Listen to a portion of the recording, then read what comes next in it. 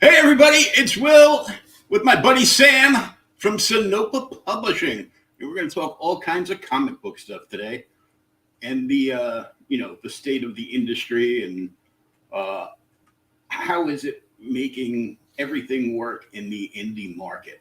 Mhm. Oh, we're gonna dive into the deep end today, huh? Yeah, we're going to go in the deep end of the pool today. Cool. I'm trying not to drown because, how do you swim in a wheelchair? Uh, Exactly. This is the fun part about unscripted interview stuff. You never know what you're gonna get hit with. All right, so hit me with one. Lay it on me. so you've gotten certain levels of distribution for your books. Yeah, and different types too. Yeah. Hmm. Um, you've got one that put some cool comics in the head shops. Hmm.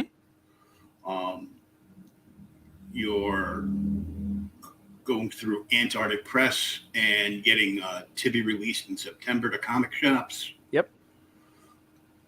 What else you got going on? We're in two tattoo parlors, one in Cincinnati, one in Louisville.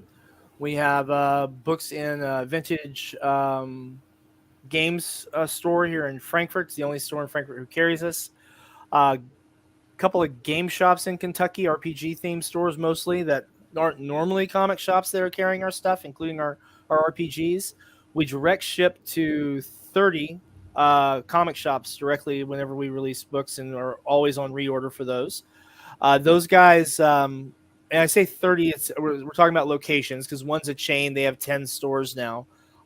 We did have at one point 36, but unfortunately, due to 5 stores closing for financial reasons and one closing due to the death of the owner, we're down to 30 locations. But we're looking for more. So if you own a comic shop and you're looking at this and you want some really good comics, hit me up. We've got really great wholesale rates. All right, enough of the self plug. And then of course we also sell stuff through our well, we're starting to sell stuff, I should say, through a store page on Fund My Comic. Fund My Comic is mostly known as a crowdfunding page. This was started by Luke Stone and his associates in response to a lot of things that are going on with Indiegogo and well, I guess I shouldn't name them. We'll call them the pink and the green sites and the others. There's a Mm-hmm. few new crowdfunding sites that have popped up in response to some things that were going on. So you've got pages like Zoop, you've got Crowdfunder, and you've got Fund My Comic, and a few others that are coming online very soon. So the thing about Fund My Comic is that it is set up so that it can be more than just your crowdfunding site. There's a capability for you set up just as a store page. And I've sent some feedback to Luke about some things I think would be helpful features, and so hopefully we'll see those down the road too. But we've had our first sale, yay! And we're going to be rotating in new merchandise and new tiers and such as we go on with it. The thing about the Fund My Comic store is this is not crowdfunding our work. This is stuff we have in stock. This is stuff that's done. Or if it's things like our mugs or our shirts or stuff we have that's print to order that we can get done directly. So it's a really neat way to bring another distribution channel because I've struggled with the website I'm trying to build for Sinopa. There's a few plugins I need that are just really expensive. For like one's a feature that will store someone's digital library. That's a really ridiculously Oh expensive yeah. plugin. And the hosting cost once that goes live is going to go way up. So there's a lot of budgetary concerns there.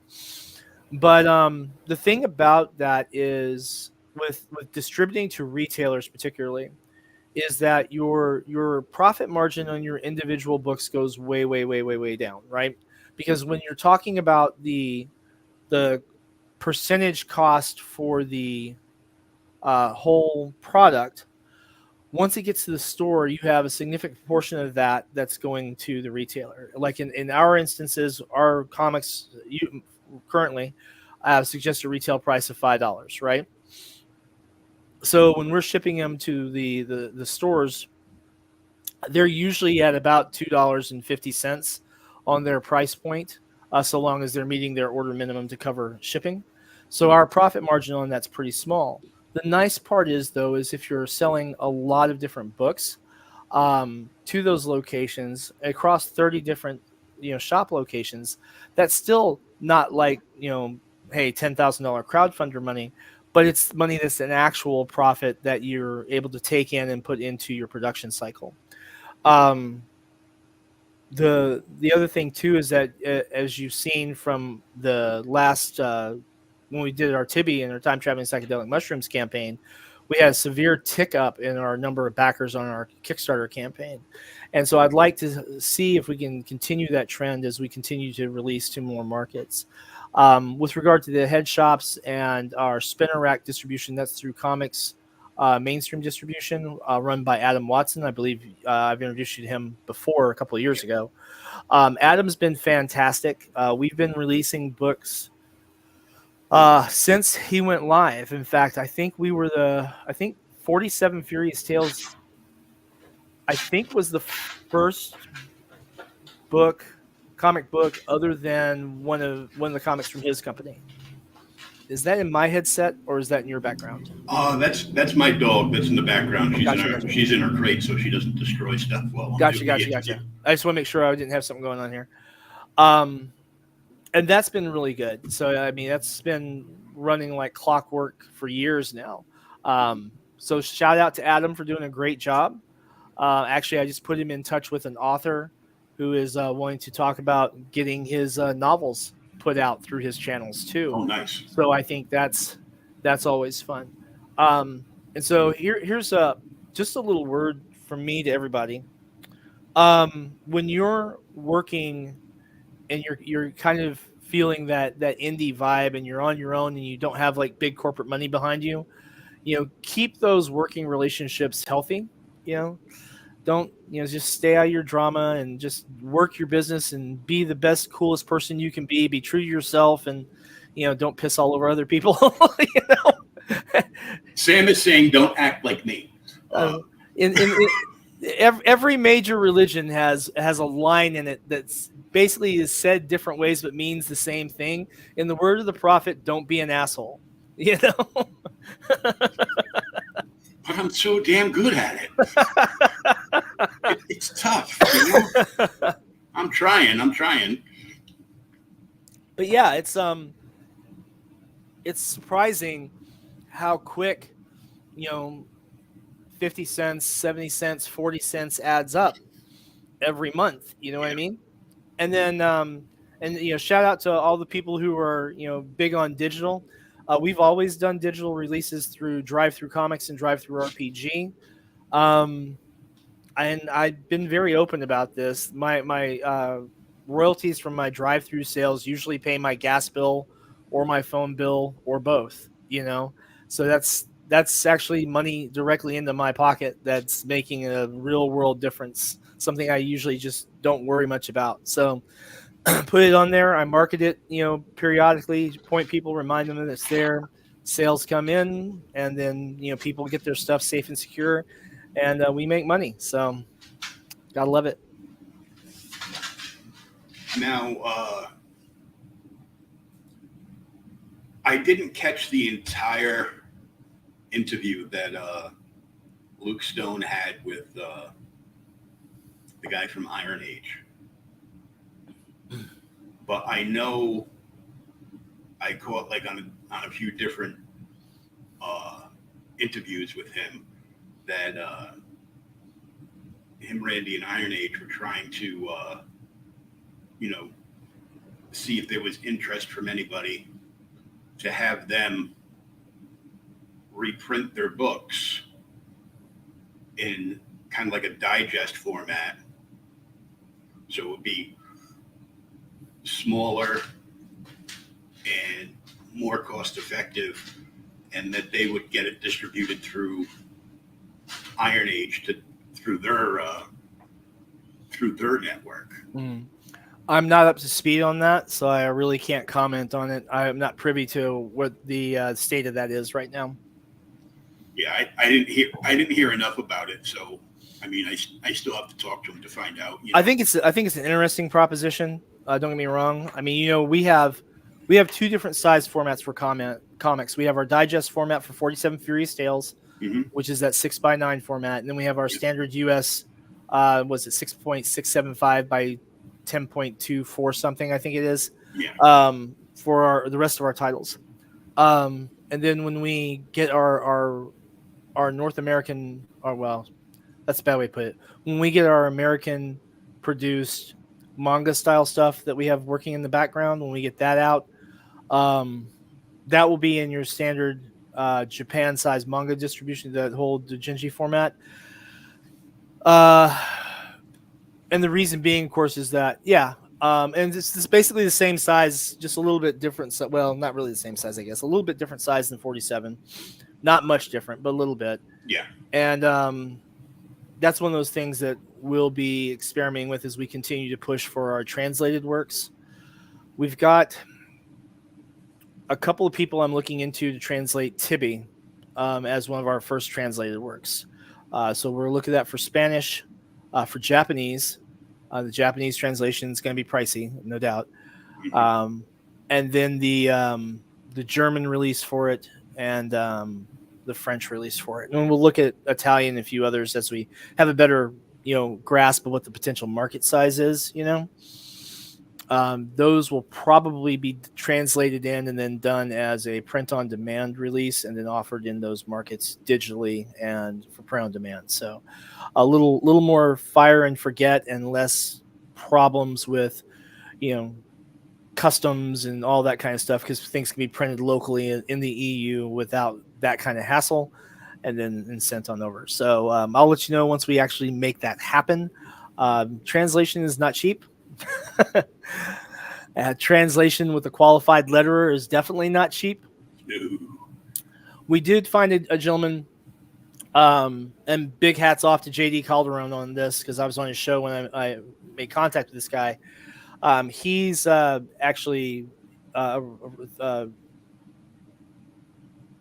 conversant and literate and fully functional in Brazilian Portuguese, Spanish, and English, and he letters in all three.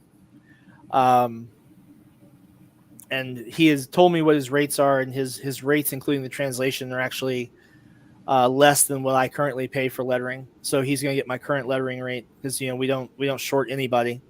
And so hopefully that will help make a difference for him too. So we'll get him on task once he's available and we have the money available to get that paid, and then start putting them out there, man. We'll see how the Brazilians like Tibi.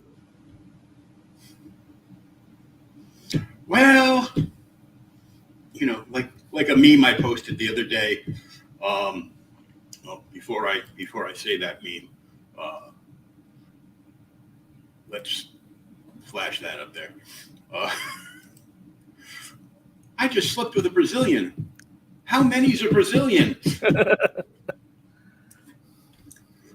Yeah, that's a lot. Yeah. So since you did bring up and invoke JD Calderon's name. Yes, name to summon by. Yes. Say it 3 times, and Daphne's birds will come out of the mirror closest to you. Yeah, it's a terrifying thing. You have to clean up after them. It's a real mess. Yeah, and you always think the battery's low on your smoke alarm. Yeah. So JD and Daphne have gotten their stuff reprinted in standard UK size and distributed through our close personal friend Mike Jimmy LaRoche at the Brun. And I know this because when he was on the show, he showed off prior to his new family edition. When he was on for the hardcover collection, he showed me a couple of them, and they're big giant versions of their book, so I could take my glasses off and read it. That's how I get Mike's stuff. And I even ordered like a couple of copies of Marv V Sin Killer, and like the big oversized one. I go, yep, because that looks just cool. It's I call it my treasury edition of Sin Killer because it's almost the same size. So Yeah. you ever thought about doing anything on the Dutch side? Well, Alexia's in the Netherlands, so she's as Dutch as they get, and we have communications going on. She's handling in the Netherlands with a company about releasing Sinopa books in their market. So we're a little too early to release much more than that. She's real excited about it, and she's well incentivized for it because if we can make this happen, she's getting a piece of the action on all the books that are being released that way. So she's really excited for that. So fingers crossed, and hope that she's putting together good communications. Indeed. Mm-hmm. A lot to be said for people to be able to speak with folks locally. A lot to that. Instead of having to communicate, around the globe at different time frames. And, emailing back and forth, and then again, something lost in the translation. Yep. Yeah, that's always a concern because people may speak English pretty well. I don't speak Dutch at all, so it's definitely one of those things where you have to hope and pray that you're really understanding each other's communications. 100%, yeah. So let's take a look at the FMC store. Sure thing.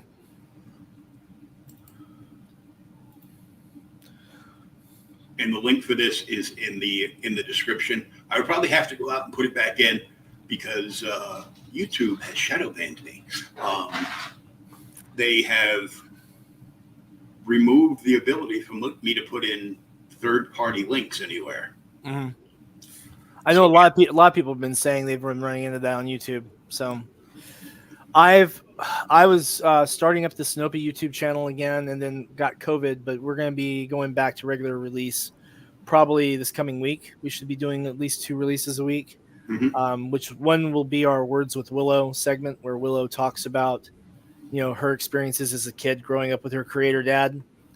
And she likes to talk about things like the why she likes going to conventions and why conventions are fun for her, and the comics and the manga she likes to read and stuff like that. So anyway, Fund My Comic, everyone. Shout out to Luke Stone. If you scroll down a little bit, we'll get right to the meat of this. We don't have any video or none of that crap. What we've got is stuff that's done and ready to go. So that first offer there, if you haven't read Sinopa comic before, you can choose any one of our issue ones for the 4 titles that we have out currently: 47 Furious Tales, Necroholic by Brian Lee, Reign of Ages by myself and Nick Capone, or Tibby and Her Time Traveling Psychedelic Mushrooms. You get the one issue of your choosing, the book, for $5 plus your shipping costs on that. So if you just want to try one out, if you've been hesitant to give it a look, this is a good way to give that a try. And the nice part is if you look, there's a little drop down. It says, pick the issue you want. If you hit that little drop down, rather than having to wait for like a backer survey, you literally just pick the one you want.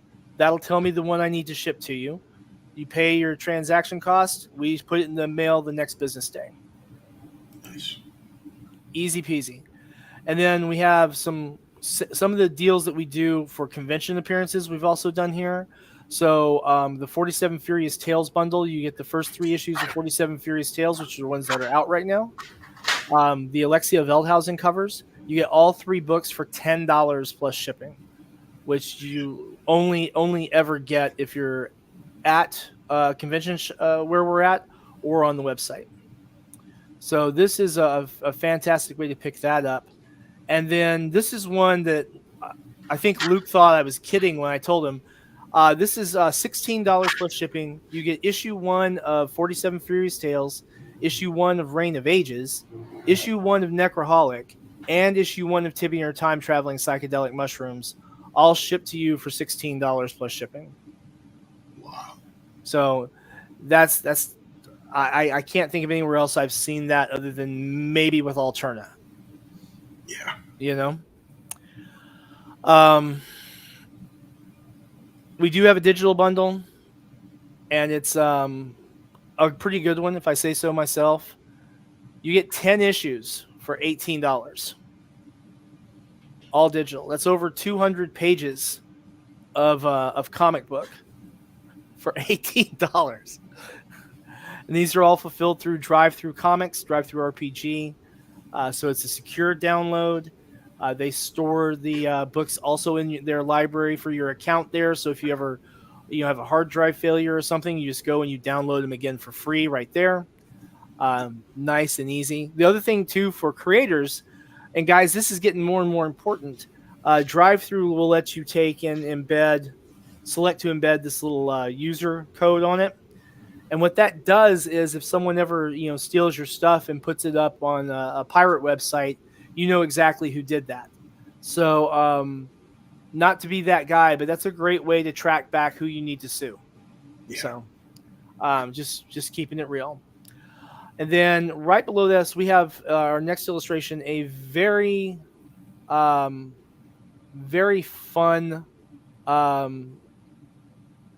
stuff for our art prints, but the image right there is for the Tibi Holochrome. We have, I think, 10 maybe left that we've got available for this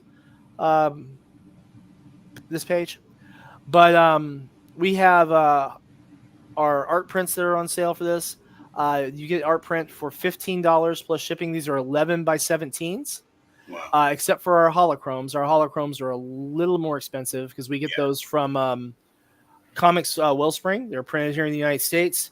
So you get those for $30 plus shipping. Again, they're 11 by 17 and they're gorgeous. And that is the 11 by 17 holochrome of the Tibi and Her Time Traveling Psychedelic Mushrooms issue 1 print.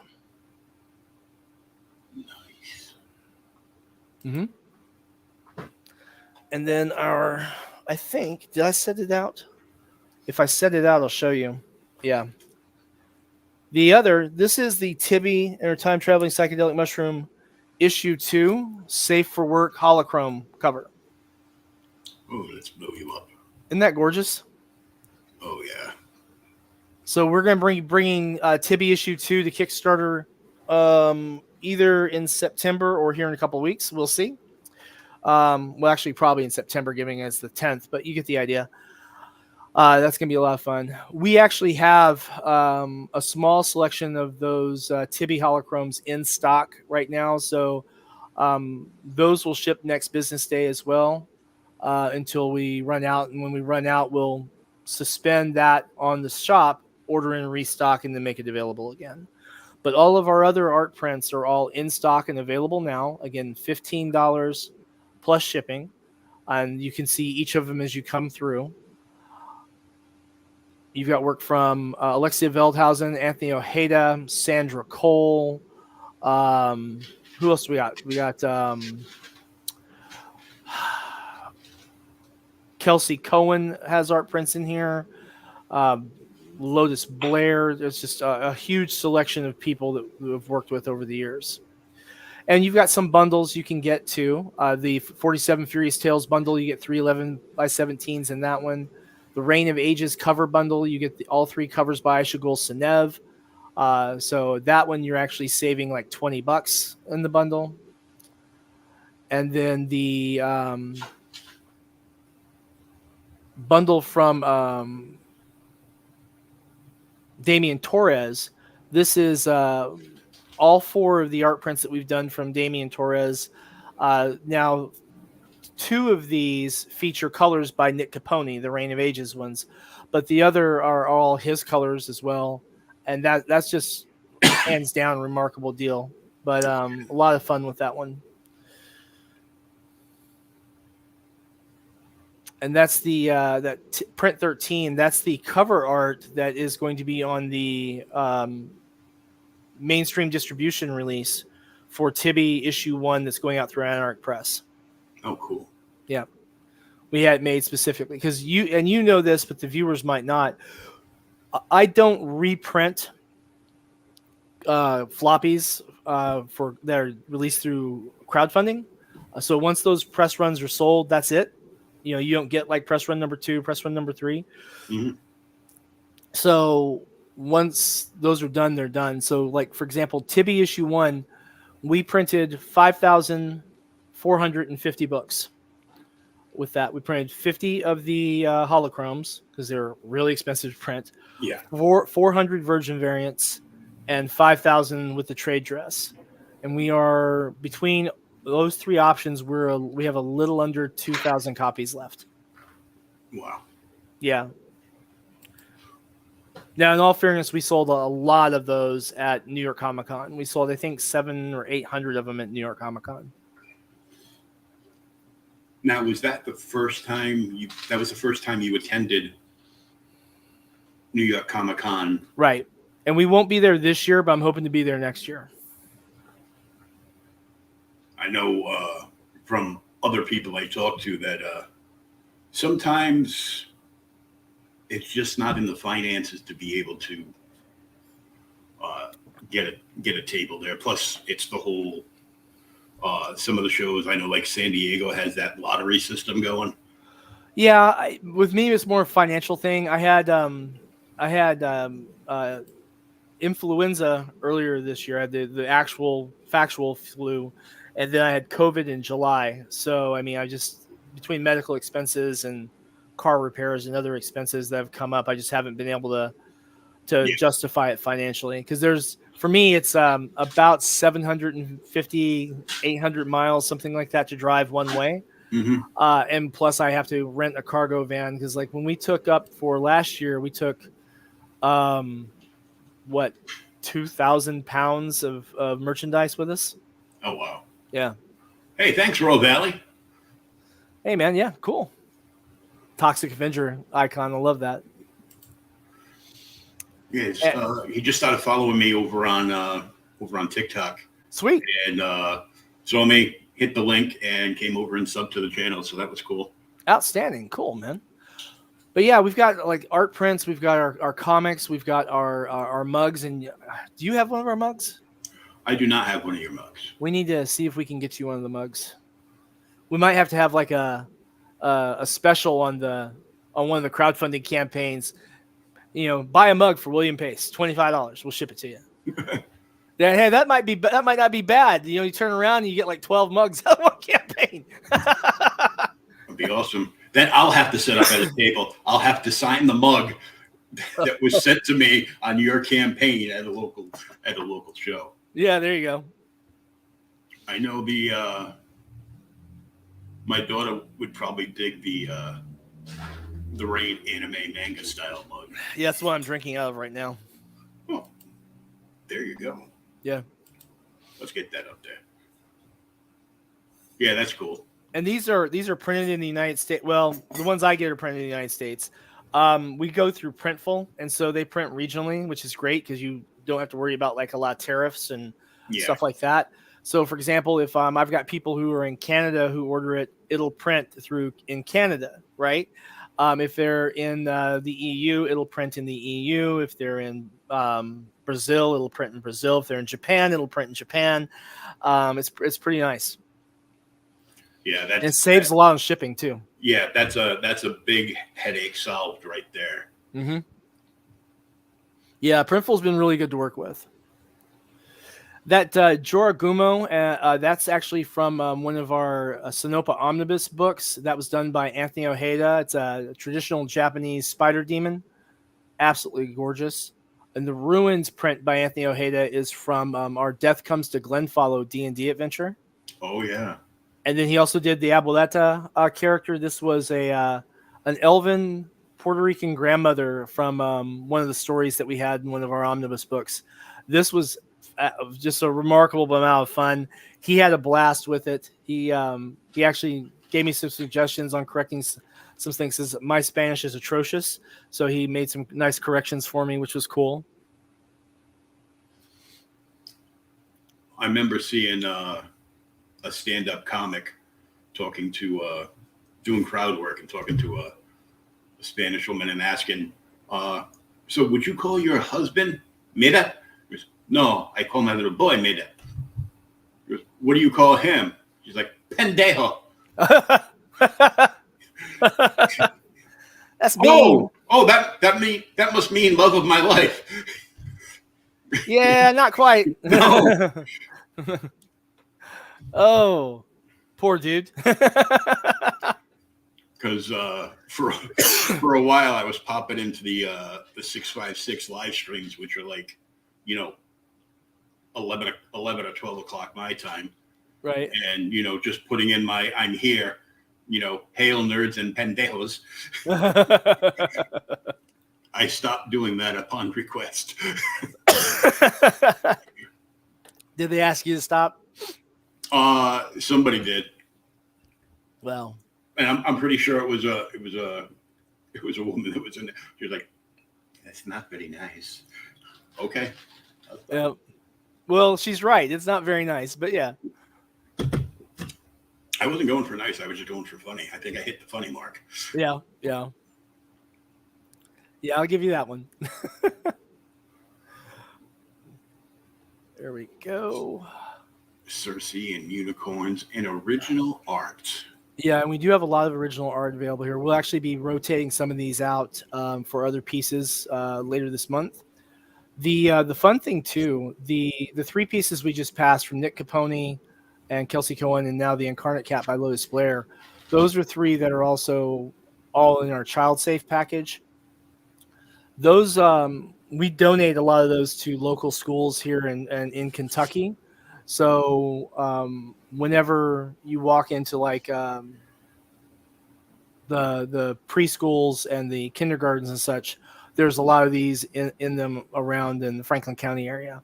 Although we actually have to donate, we don't have to, but we're going to be donating some new prints to them because a lot of them got new paint over the summer and had to take them down. So we'll be sending them some new prints for the kids to enjoy. Oh, nice. Mm-hmm. More banger art by Damian Torres with colors by Nick Capone. Lulana and Rain from Reign of Ages. And if you're wondering what the mugs look like in an area where you can actually see them, this will give you a little better view. Oh, yeah.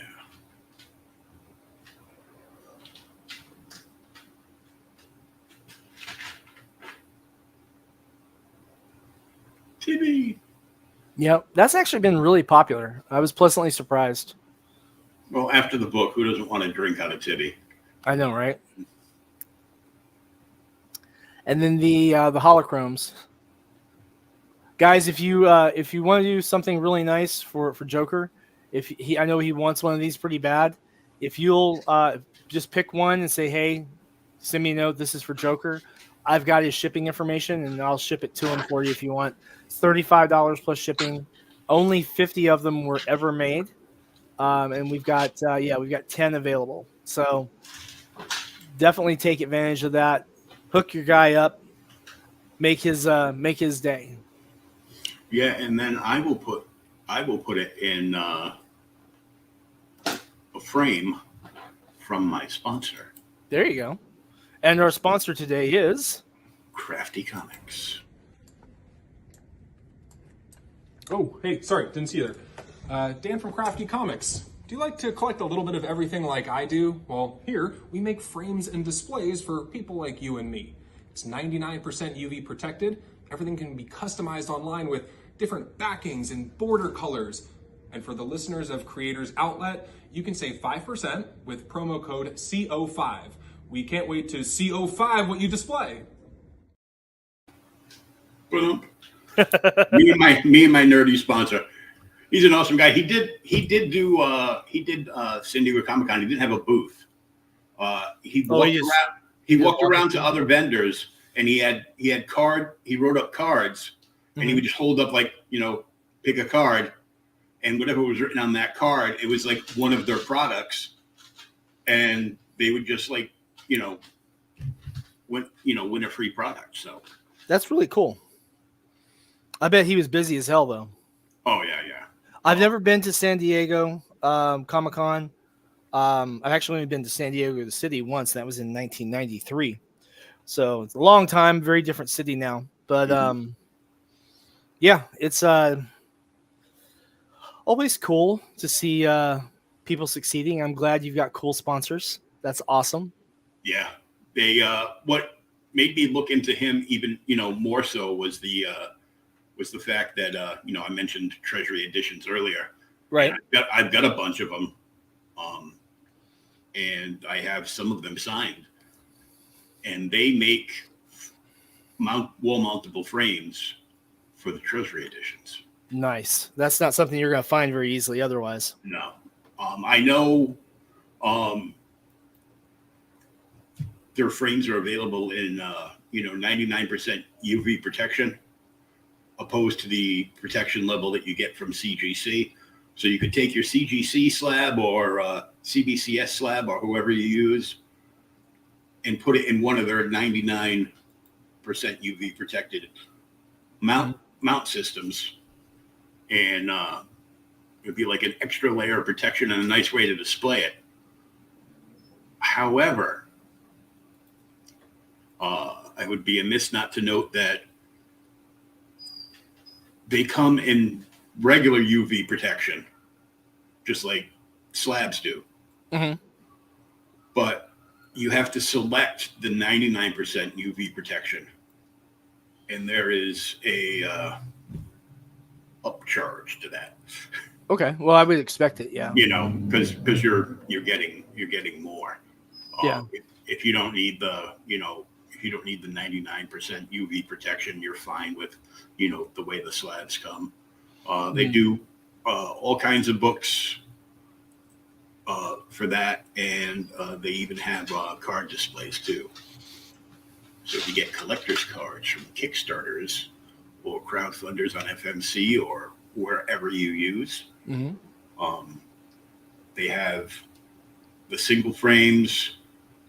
They have like a triple frame, like mountable, desk mountable, and then there's like a frame where you can put like a dozen cards. So I have one like that. We actually haven't done trading cards. We've done little 6x9 mini prints and stuff like that. Mm-hmm. The trading card stuff is interesting to me. I want to hold off until we have something that we can do that really, really punches, Like I would really like to do like a 60 card set for 47 Furious Tales, and Kay can do like the different Ronin and a few of the other key players in the narrative. Because obviously in the comic we don't cover all 47 Ronin because you just couldn't write that in 12 issues. It wouldn't work. Mm-hmm. But I'd like to be able to take that and put it in and then make something really cool. But 60 illustrations, that'll hurt your wallet right there. Well, it'll hurt your wallet if you're paying people well. And it's important to pay people well. I mean, you've known me, what, 6 years, something like that? Have you noticed that the same artists keep working with me over and over again? I had a guy, and you and I have talked about this because I get this question at least once a year, and I probably had it 3 or 4 times this year. He says, man, why are these guys working with you so many years? I mean, are they full-time employees or something? Like, no, we don't have any full-time employees. He's like, well, I mean, I have a hard time finding artists. I said, no, it's easy. Just pay them well, and they will keep working with you. He's like, well, I can pay like $40 a page. I said, you're not going to get someone to work for you more than once. I said, you might find someone in the Philippines or something like that, and even then they're going to be like, oh, wow, this is no, that's, find a way to get a little bit of a budget. I mean, I would really like to be paying twice what I'm paying now, honestly, but we would have to have, what was it? I did the math on it the other day, like 2 weeks ago. And I think we'd have to sell 50 or 55,000 books per issue through the direct market in order just to break even at the rate I think that we should be paying people. And it's just because there's a very small profit margin when you're through mass distribution, and you can crowdfund it. Sure. In crowdfunding, you need a much, much lower goal to make that happen, but you still need like $25,000. So, we'll get there. It might take us a few more years, but we'll get there. Yeah, it's tough when you have some creators that are trying to hire artists with a Groupon code, and Yeah. they're like, no, it takes me a couple of weeks to do a page from start to finish. So, well, I mean, with some of the guys I work with, it might take what's a good example. One of the artists that I work with pretty regularly, for him, getting the pencils done on something is usually about 8 hours worth of work, and that's just the pencils, and he inks very, very swiftly. He can usually ink a full page in about 2 hours, right? And that's what's really, really, really that's what, now, guys, if you're looking for your mic's going out. that, You're all tinny now. oh yay, that's all fun. Oh, there it's back. Weird. Yeah. If you're looking for an inker, Rich Parada, that man, oh my God, his inks are amazing. I've never had a chance to contract him yet, but that dude has skill, talent, professionalism. Pretty cool. Well, he was trained by Keith Williams, so. Yeah, I mean, he gets it naturally, but it's still he's incredible. Don't tell him I said that. It'll sound weird, right? But yeah, the bigger the head gets, the bigger your budget becomes. The same guy that shaved his head to hit a higher plateau on his first campaign. Yeah. Yep. Should I do that for tipping? We get $20,000. Hey, Billy, what's up, man? How you doing, Billy? Should I do that? Like we hit our first stretch goal on Tibby 2, we get $15,000. We get the 4 add-ins, and say, okay, if we hit 20,000, I'll shave my head. And then you bring on Rich and make him shave his head. No. Oh. Well, it is summertime. You could use a little coolness. I can actually get away with shaving my head at work, because they don't care. I've been high and tight at work many times, and I've also had hair down to my shoulders at my current job, so they really don't care. They've seen you in all formats. Yeah. They've seen me down to the skin, so. And I'm always down to the skin now, so. Hey, man. Thanks for popping on in. Billy's cool. I like him. I need to get in touch with Giselle because I haven't heard from him in a while. I've got to try and send him his mug again. Or mean mug. Well, he got one through one of the crowdfunding campaigns, and it got sent back from his postal service. So I sent it back, and it was the right address. It's just it sat in his P.O. box too long. And so I sent it back to him, and then it got sent back. So it's been to his post office box twice. Giselle, come on, man. You're killing me on postage here, bro.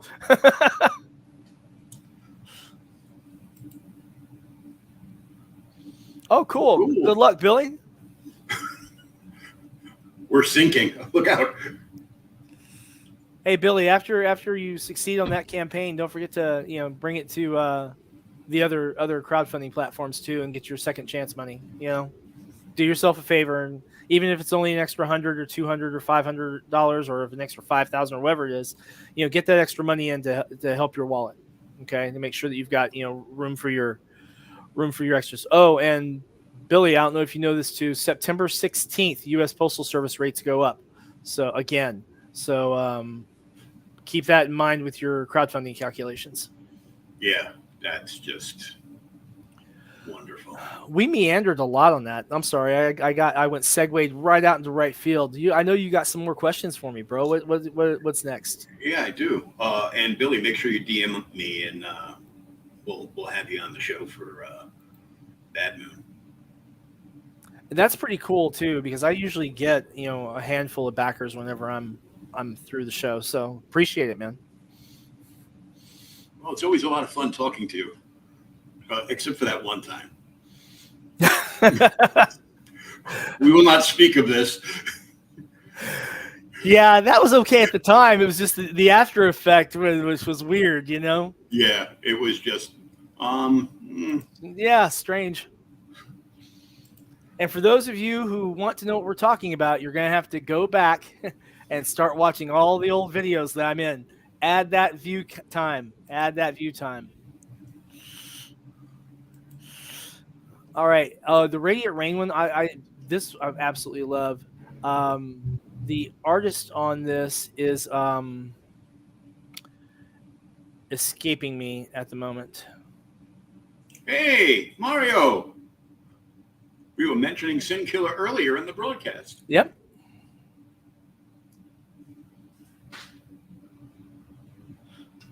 Good to see you. Hopefully, we'll see another Sin Killer book coming out sometime soon. That would be cool. I know Marv had some surgery. He was on with Pete Zametti and talking about that, and just life in general, what has transpired, and how he's reapproaching his creative venues. Yeah. But yeah, JP Buzio, that's who I was trying to come up with. Name was the one who did this one. Now JP did an exclusive cover that we had for Reign of Ages issue 1. We only printed, I think it was 200 or 300 copies of it. I've still got a few left. We'll probably make some of those available on one of the future campaigns. Nice. And then you saw some of the original art pages that we've got. Those are cool. But let me ask you this, Joker. What do you think about, well, one, what do you think about what we're offering? And two, what do you think about the price points we put on them? Well, the price points are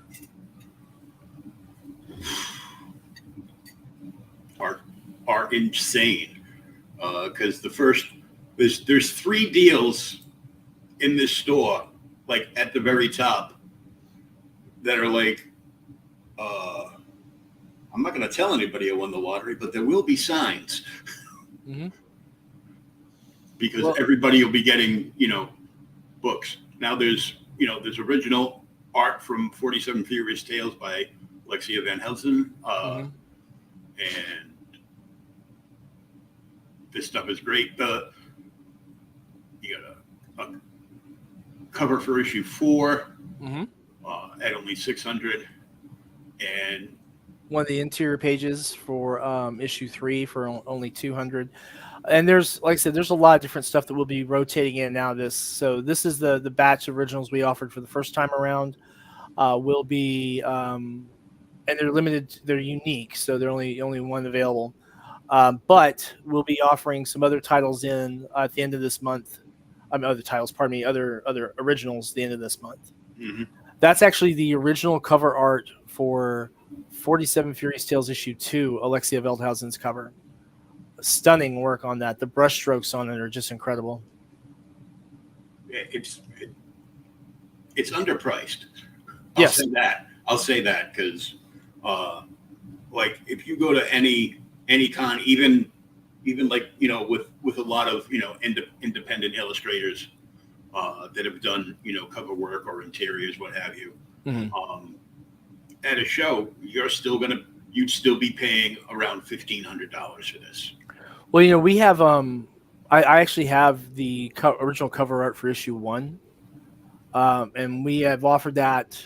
We offered that on a previous campaign at a $2,000 price point, and we've had $1,000 offers on it that I just can't take it. I just can't take $1,000 on it. But I actually have a standing offer for it for $1,000.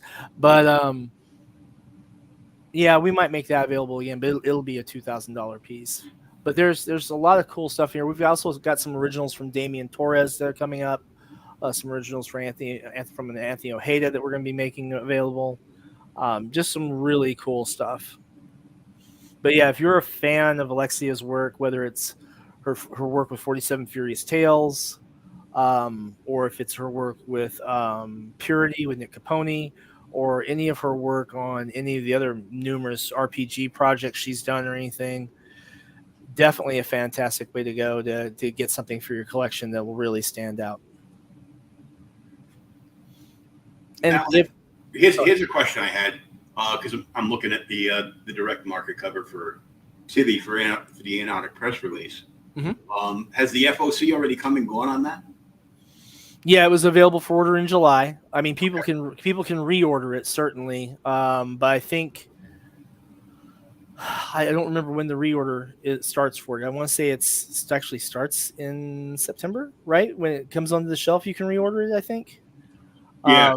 Or if you've ordered it, if you've ordered any copies, you can, as a retailer, you can up your order. Right. Yeah. So if you haven't read Tibi, you're a big fan of print media, I would go to your comic shop and go ahead and make sure you order one of those. The main cover, and this is going to blow your mind. The main cover, this one, is $4.20 on the shelf through a press release. Now they have a foil cover variant that's $8.40. And that's the foil version of the line art from the original crowdfunding release. So it doesn't have none of the colors were done on it. The only color on it is from the foil striations. Wow. It looks wild, man. It is really cool. So I'm looking at this image for the direct market, and now I know everything in Tibi is trippy and hot. But it looks like an eye of a dragon peeking out from the bubbles behind her. It's actually an eye from the raptor dinosaur that chases her in issue 1. Oh, cool. And then if you look I don't suppose you can zoom in much on that. Hold on a second. Let me see if I can find the Let me stop sharing this one and go get the other, and I'll show you what I'm talking about. This is... Sorry, this is going to be a minute because I didn't expect to do this. There, we got that. We got Tibi and 2 and not Tibi 2, Tibi 1. This is what happens when you have campaign is going to happen sometime. Right, we're going to be doing that probably in the next month and a half. Where did I put this? And Mark V's going to be doing his first graphic novel called Moon for the Sin Killer next year. Oh, cool. That'll be awesome. A big book.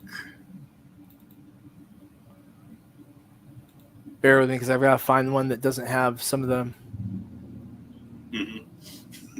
other stuff on it. So if I will find the Tibi 1. No, that's the wrong one. That's the NSFW cover. That's not one we need. Oopsie. Sorry, guys. Give me a minute. I make a lot of comics. So yeah. Sometimes it's hard to find the one particular file you're looking for. You know what I mean? Rain, Tibi, NSFW. That's not what we're looking for. I keep running into that Tibi NSFW cover. It's like it's chasing you. It really is, right? It's like, okay, Tibi 1. And there we go. Let me blow this up a little bit. All right, now that we've fucked around and found out, pardon my language, go and get the... Here we go. Okay, so if you look real hard, that's the raptor, and you see give you an idea, this is what it's like working with Damian Torres, right? This is the level of detail you see. Oh my God. Is that not incredible work? And then you go up in the background and you see like elements that are basically from the first book, her running away from it, little mushroom, and then look at the detail in the eyes. Wow. There is so much going on in this. So many little Easter eggs. It's just wild. As if the image in a whole wasn't enough to make you just stare at it for like hours anyhow. So Yeah. I mean, he did a fantastic job, and this is he did the line art and the colors on this one, just like he did for the cover for the Kickstarter release. So he so far has been the only person I've had do any cover work for Tibby. I don't see that changing anytime soon, unless Billy Tucci wanted to do it, or because I mean, if Billy wanted to do it, I'd be yes, please. But that's because it's Billy Tucci, and I am a ridiculous Bill Tucci fan. But yeah, this is gonna be on your shelves in your local shop. Hopefully, they'll put it on the shelf and not hide it behind the back. But $4.20. $4.20. Yep, and that was the Anarch Press marketing guys came up with that idea. They thought it was fun. And the really cool part about this was that how this happened, of course, is that a lot of people that I know anyway, have been releasing books through Anarch Press. And I hadn't, because one of the things they have is that it has to be either like a one-shot or fully self-contained story, or the series has to be done, right? Well, 47, of course, isn't done. Reign of Ages isn't done. Necroholic has like 20-something more issues left in this storyline. And then there's Tibby, and Tibby is episodic. Every issue is its own fully contained story, which we're going to start doing with Reign of Ages after issue 5 wraps up the introductory arc.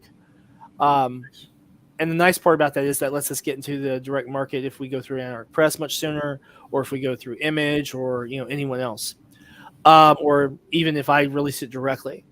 But the cool thing is that Ben Dunn had backed this campaign, and he got it, he read it, and then I heard from him, I believe the day he read it, he reached out to me, because I'm fortunate enough I get to talk to him a lot on Larry's shows or in our private chat stuff that we have set up with a bunch of other creators. He's like, how about we release this through Anarch Press? I'm like, okay. I said, I'll have to make a new cover. He's like, well, we can use the other one. I'm like, no, we can't. we can't. I don't reprint. I don't do that. I said, I'll get you a new cover. And he's like, oh, I love it. And he's like, I like the other one even more, but this is really cool. I'm like, yeah, you should zoom in and take a look at some of the stuff. He's like, oh, neat. There's little Easter eggs. I'm like, yep. So it was pretty neat. And we were on a show with, Larry. And we were talking about like the catalog entry for July. And the visuals weren't done yet. And Ben says, oh, hey. And we'll have this, and we'll have the foil variant. And everyone stopped for a second, and they're like, Sam's getting a foil variant? He's like, yeah, didn't I tell you guys? He's like, Sam, didn't you tell him? I said, no, we only briefly talked about it. I didn't think I was supposed to say anything. He's like, oh, that's right. So, but yeah, Marv, I'm glad you like it, man. I have Alzheimer's, but at least I don't have Alzheimer's. But Ben, Ben's only like 7 years older than me. Yeah. But and only like 2 years older than you, or 1 year older than you. Yeah, because I'm going to be 55 at the end of the year. So no, he's 4 years older than you. Yeah. Because you're 2 years older than me. And back in the 90s, I was buying every other Warrior Nun first volume. I know, right? It was and I still got them. I came across like the first like 3 or 4 issues. Mm-hmm. And I was reading Ninja High School. They had Robotech for a while too. I was reading that, and then the How to Draw Manga books that they put out. That was pretty cool. They did them in comic book format. Freaking brilliant. And that was the aforementioned Billy Tucci's Bad Girl boom. You had Billy with She, which I just got a better copy of She number 9. It's in perfect mint condition.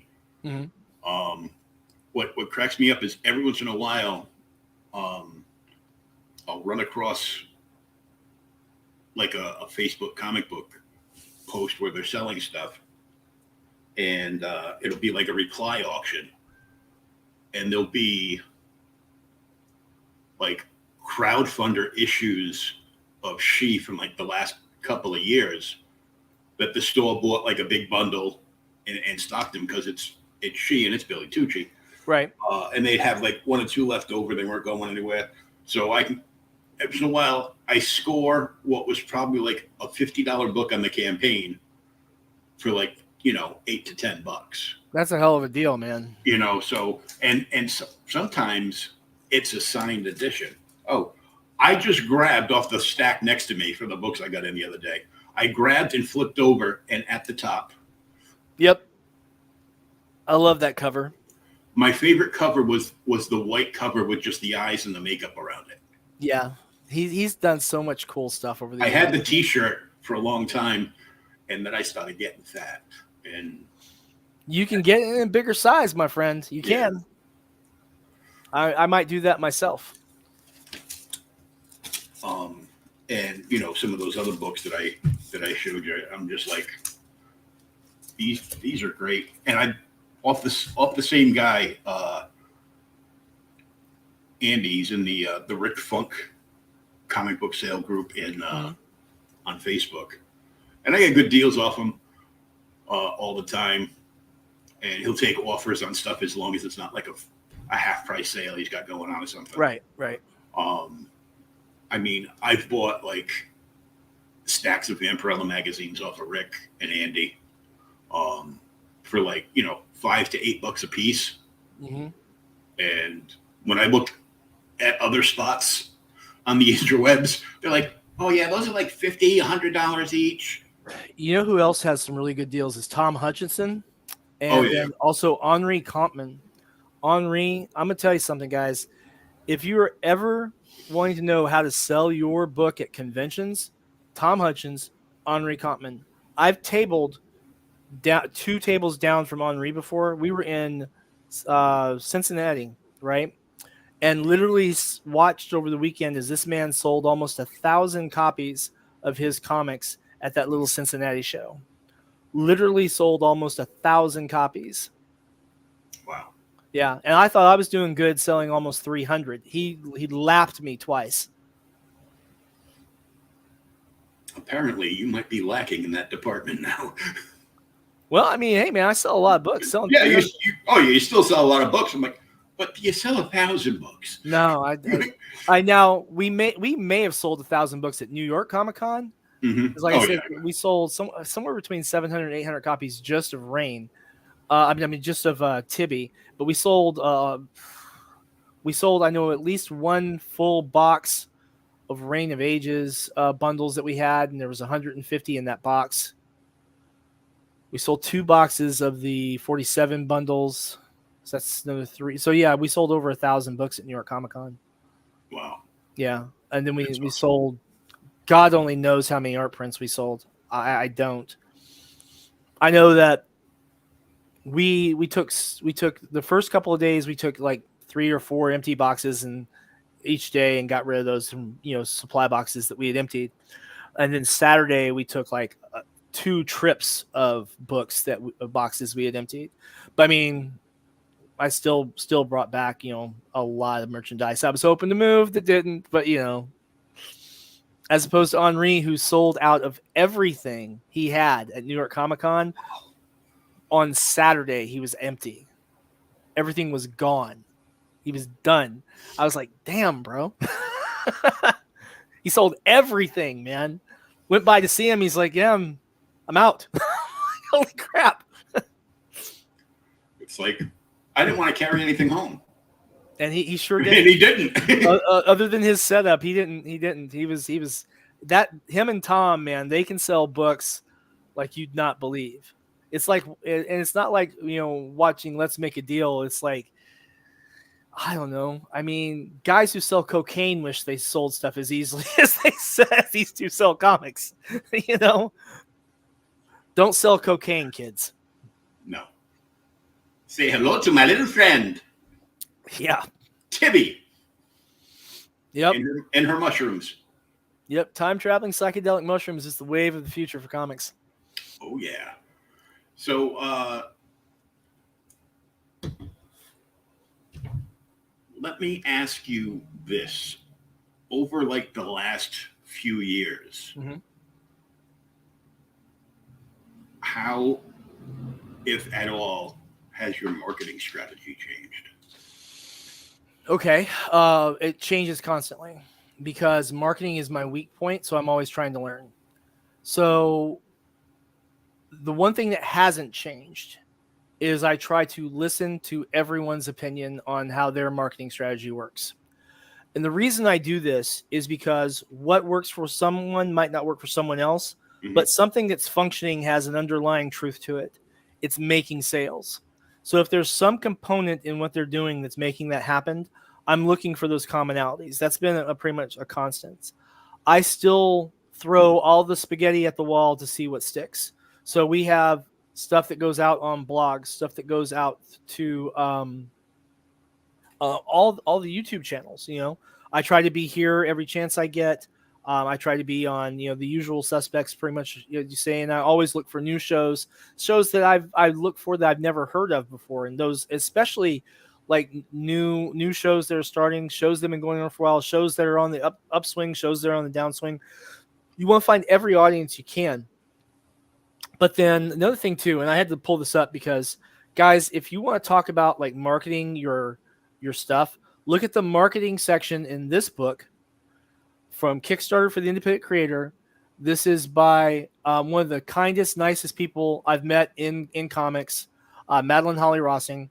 She does not know I'm telling you this. I don't get paid to promote this, but this book right here has a lot about spreading information in preparation for your crowdfunding. So you'll have things about, hey, contacting your podcasters, your YouTubers, all of your social media outlets, your bloggers, everything about that months ahead of time. Make sure people have time to get you in the schedule. It talks about sending press releases out to your local radio, your local television, local newspapers, every possible avenue for a human interest kind of storyline to talk about what you're doing. Folks love local creators. I've had people talk about Tibby on local radio stations, which was always kind of cool. That's happened twice now. That's really neat.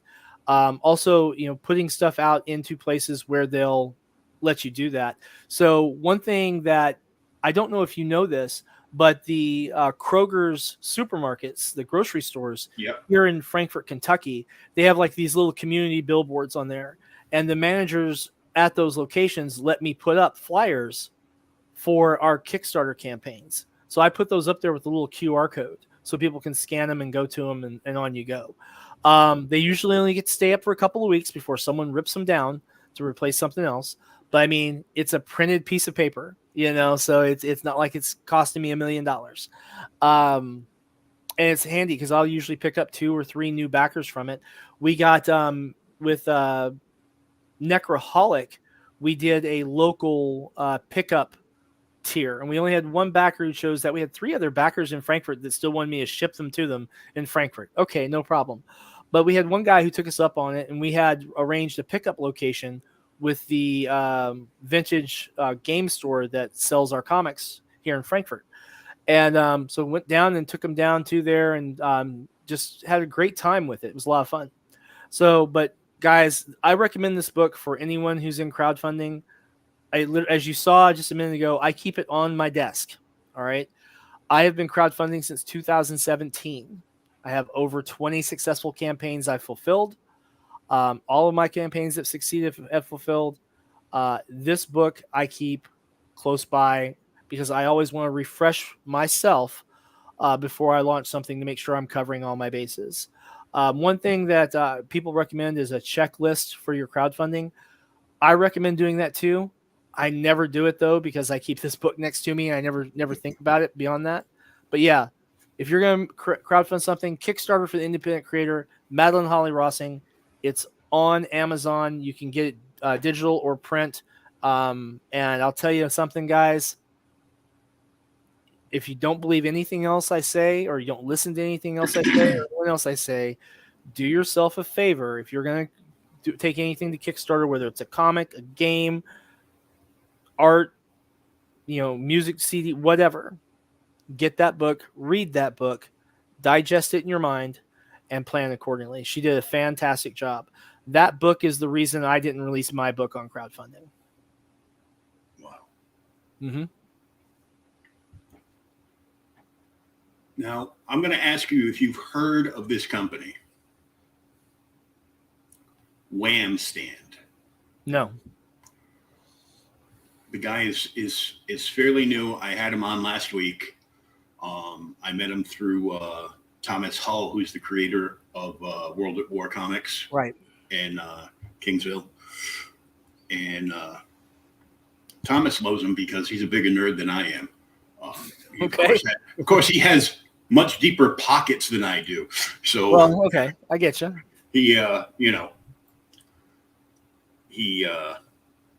So Wham Stand makes comic book stands, but they're specifically tiered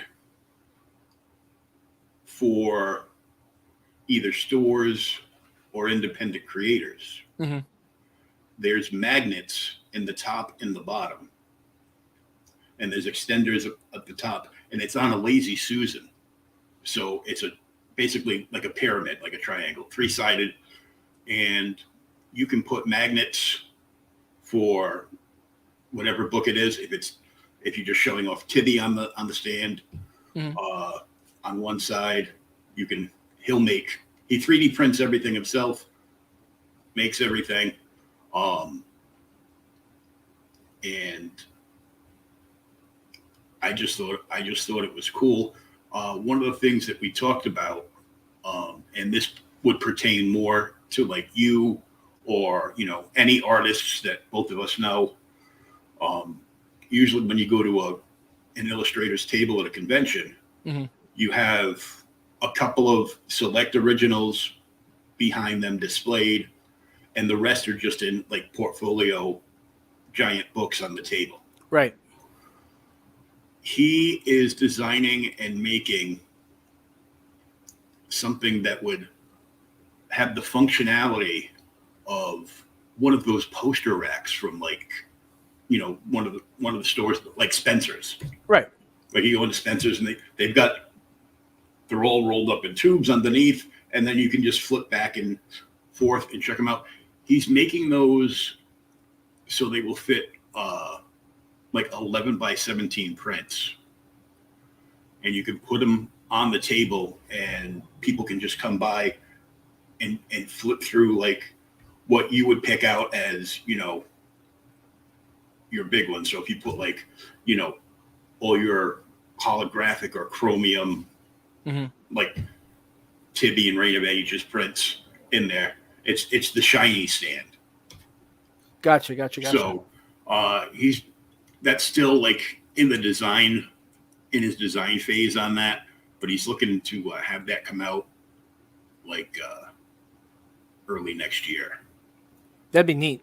And I thought that would be great for like any like local seller, whether you're at a store or you're at a show.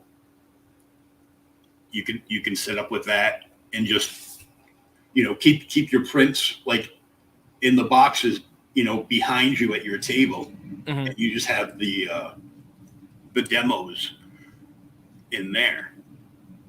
And I think the whole idea, I think, is wonderful for the fact that people will more likely flip than they will sit and flip a big giant book on the table. Some people are afraid to touch those portfolios, mm-hmm. because,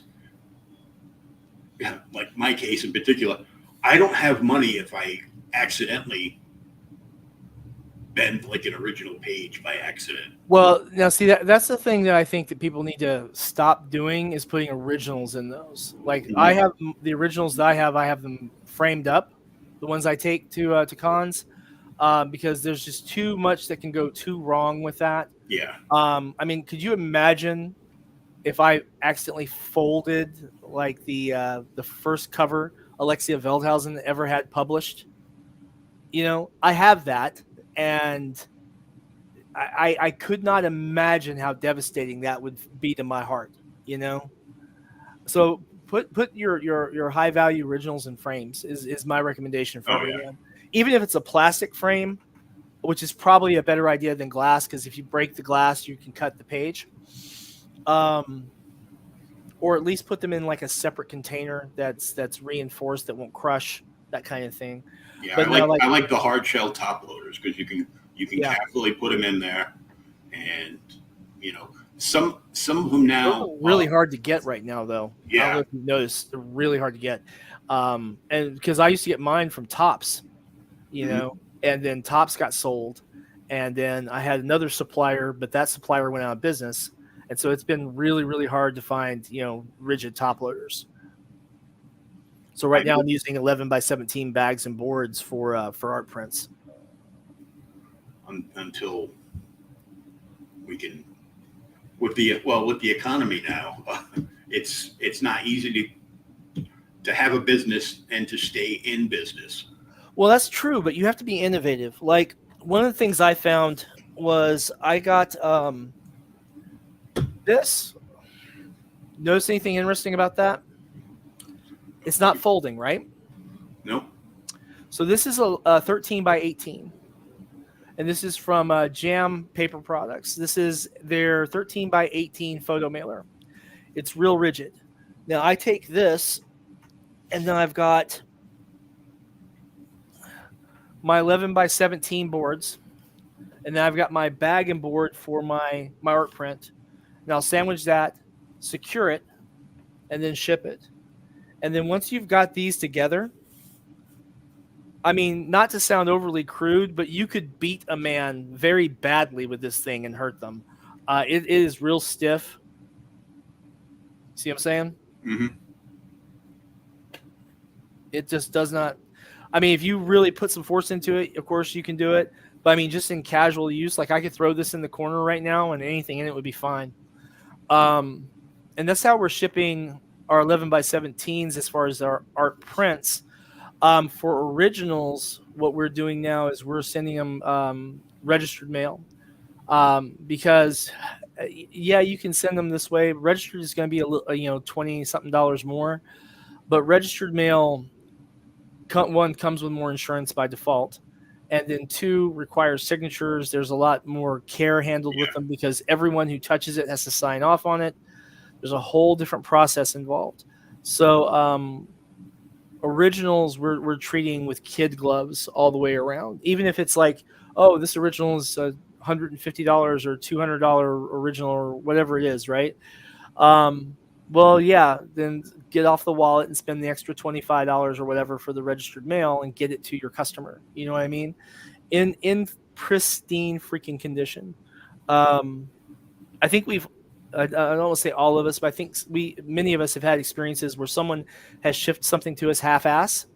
Oh yeah. You know, I have been really, really attentive to that since we got into business. As soon as I figured out that I didn't know what I was doing with the very first book, I stopped and I reached out to some people and say, how the hell do I ship these things?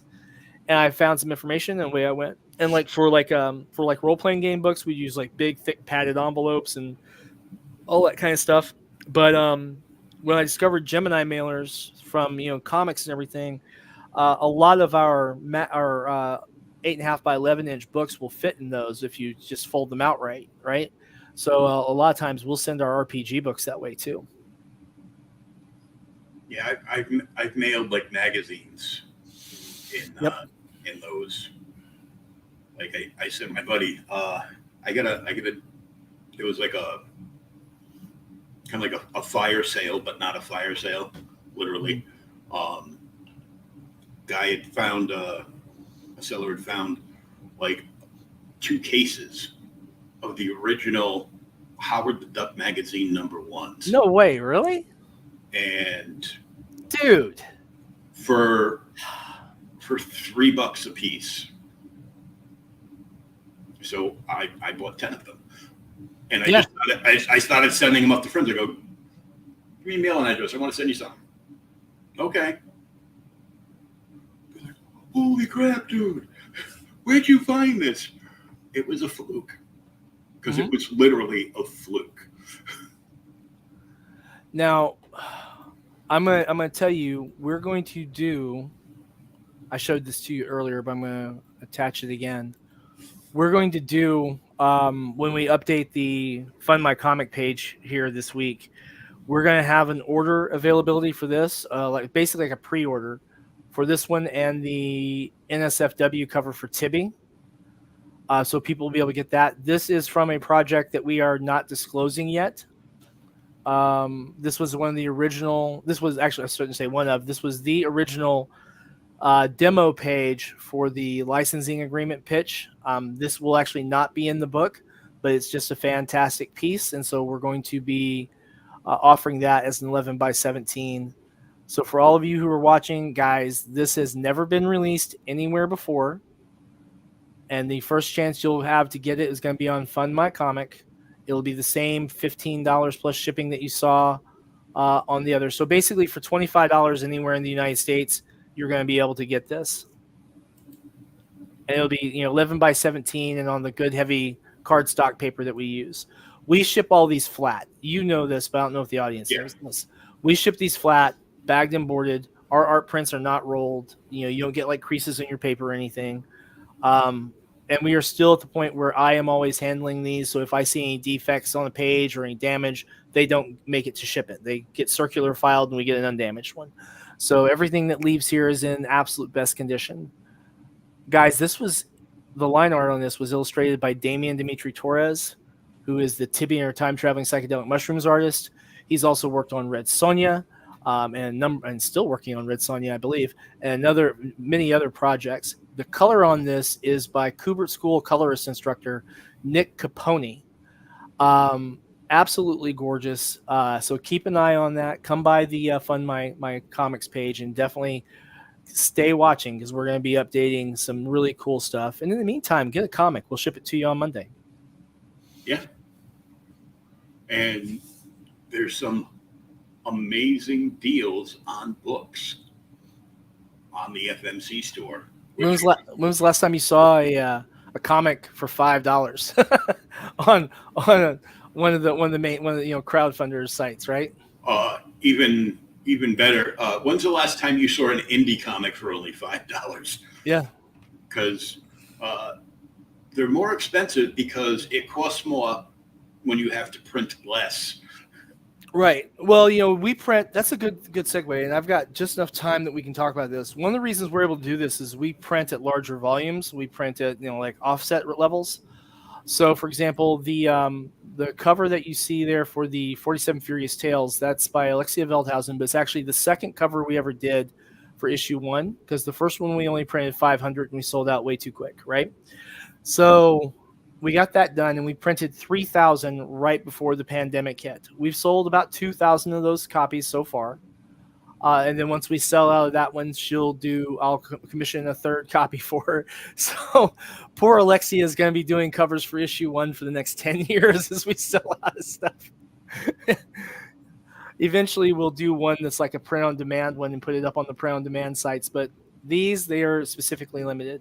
Only 3,000 done of the issue 1 cover that you see there. There were 1,500 done of the issue 2 because we had 2 variant covers that were also done, 1,500. And then there were, I want to say 2,000 copies done of the issue 3 cover that you see there. Mm-hmm. And then because we also had one variant with that one. So yeah, we get our prices down on our printing that way. And then we take and we make the money back over time through sales, reinvest that into other projects and keep our business running. Now, are you still getting literal pallets of books dropped off when you go to ship out after the campaign is fulfilled? Yeah, I mean, we'll get 1,500, 2,000 books or so printed. So the thing that I think a lot of people miss is that our crowdfunding campaigns don't fully pay for the whole project. Mm-hmm. Like Tibby, for example, between the campaigns that we had, we funded a little over 9,000, like 9,500, somewhere around there in total between the different campaigns. The production cost for art and such alone, art and the cover and everything, was about $8,000, 8,400, somewhere around there. Which means that the crowdfunding campaign basically made up for that, right? Basically, and we already had a couple of $1,000s into it, so count that towards what the shipping costs were for our backers, and then the printing cost basically comes out of the Sinopa budget. Trying to get a little bit further away from that. I'd like to have more cash on hand to have projects done faster.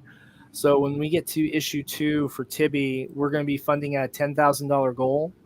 That will basically cover the totality of the production and the shipping. Still won't cover all of the printing by any stretch of the imagination, but we'll probably print another 5,000 copies of issue 2, and then we'll sell those for that press run.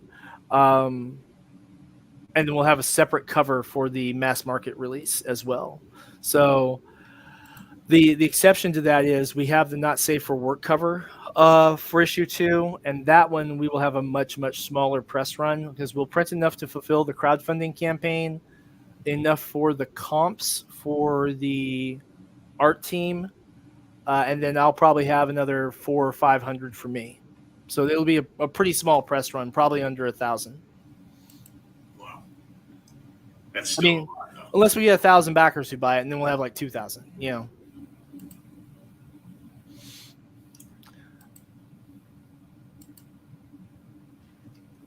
So, a couple of things I want to touch on. Okay. How do you approach how you set up for shows when you're doing like local shows to you? Okay. So as far as set up the actual display, I talked to Pete Vasquez from Fat Boy Inc. Pete has years and years and years of convention experience. I picked Pete's brain. I talked to Tom Hutchinson because Tom is a freaking brilliant marketer with regard to his displays. I talked to Tom. I also tend to pick Henri Compman's brain a little bit and just really hit on different ideas for what they think about the display concepts I'm going with. I've had a couple of display ideas I had that all three of them said, no, that's a bad idea. And I just chucked it. But when I go for actual shows, if it's like in a really small venue, I'm trying my best to get like corner access against a wall, and I either want to be on the first way in or on that last part out. If it's in a little bit bigger venue, like an arena or something, I'm not so much concerned about what my location is really that much, as long as I can try and get some corner space. And and I know that sounds weird, but I want 2 aisles of traffic, right? I want to catch people from 2 different directions, because you can only stare off into space on along one line of traffic so long before you start to go batty, and you want as much traffic around your store as you can. We're working on our display illustrations. Like, I don't really have a backdrop. I never have. I've been using like wire rack to display stuff behind us. We're probably going to be getting a full backdrop done. I was going to do it late this year, but it might have to wait till next year. Complete custom illustration. It's going to have characters from different comics, role-playing game elements, all that kind of stuff integrated into it. And it's going to be something unique to Sinopa. So it should look like no one else's stuff. And then we keep our display pretty economical. We've got our tablecloth stuff set up. We might do a redesign just to freshen things up a little bit with that and get a new one. We use some nice, clean, clear acrylic display standees for our books. We do have a portfolio for our art prints that we make some space for. I need a new display for our mugs because my thing I had for my display broke, so I'm going to have to buy a new one. But I'll buy a heavier duty one this time. And I might buy something that spins like a little carousel because that seems like a pretty good one. Now, there's been some things I've seen other people do that I really like too. I'm seeing more folks putting spinner racks up for their stuff. Um, I think that could be pretty handy. The only problem I have is that that's going to be like the same books I have on my table, right? Yeah. So if I'm going to do that, I might need that for like a secondary location. Like if I've got like a 6-foot table, I have someone manning, at a different location at the same stop, or something like that. Or if I'm really, really crunched for space and only have like a library show or something like that, and you've got like a 6-foot space, then I might bring that and set it up, and then put the table behind me to do like the display for like the art prints and the original pages and stuff like that, just to save as much space as we can and stand out and look different. Beyond that, we always print a buttload of cards. We may have been making a point since New York Comic Con to have a digital option available at the convention. And people are like, why? Well, we did a lot of digital sales at New York Comic Con, which I realize makes no sense. But we did. We had a little QR code and people scanned it and they bought books, And so I'll either have like a little con special where you get, 10 digital comics for $5 or whatever, or scan this code and get a coupon off any of your purchases on the Sinopa drive-through RPG store, or whatever the promotion is, right? For the folks who prefer digital, for the folks who don't want to carry a stack of comics for the next 7 hours as they wander through the con, that kind of thing, that did pretty well. And in fact, in Lexington, at the Lexington Toy and Comic Festival, we had some guys who, multiple different people, who had scanned and got the digital, because we had like $1 digital deal that we did, and then came back Saturday and Sunday and bought the actual print copies because they liked them and they wanted them for their collections. So we actually sold the book twice, which is nice, made an extra, 65 cents on that. The digital tiers, or as I jokingly like to refer to them as the Australian variants.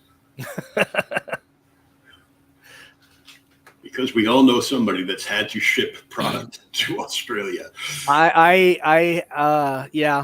shipped 3-pound package to Australia last month. So I don't mind to tell you that hurt.